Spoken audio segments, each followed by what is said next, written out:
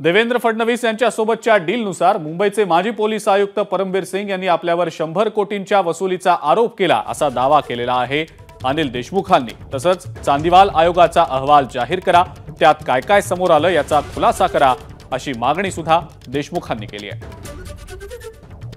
देवेंद्र फडणवीस असे बोलले की चांदीवाल आयोगाचा रिपोर्ट आमचं सरकार असताना आला होता। ही खरी गोष्ट आहे, आमचं सरकार असताना चांदीवाल आयोगाचा रिपोर्ट आला होता, पण काही दिवसातच आमचं सरकार पडलं।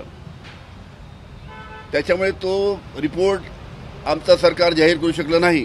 1400 पानाचा जो त्यांचा रिपोर्ट आहे आणि त्यांनी जी 11 महिने चौकशी केली, 11 महिने चौकशी केली, जो 1400 पानाचा रिपोर्ट न्यायमूर्ती चांदीवाल यांनी जो दिला होता तो त्यांनी त्यांच्याकडे डिपार्टमेंटला आहे, देवेंद्र फडणवीस यांच्याकडे आहे, तो त्यांनी जनतेसमोर आणावा एवढीच माझी त्यांना विनंती आहे।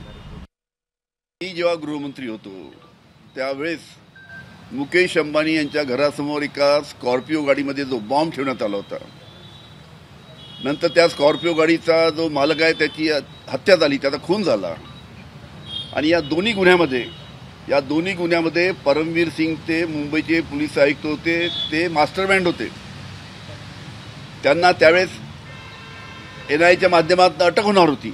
देवेंद्र फडणवीसनी मग आमचं सरकार पडण्यासाठी त्यांना सांगितलं की ठीक आहे, आम्ही तुम्हाला मदत करू आणि मग तुम्ही पहिले अनिल देशमुखांवर आरोप लावा।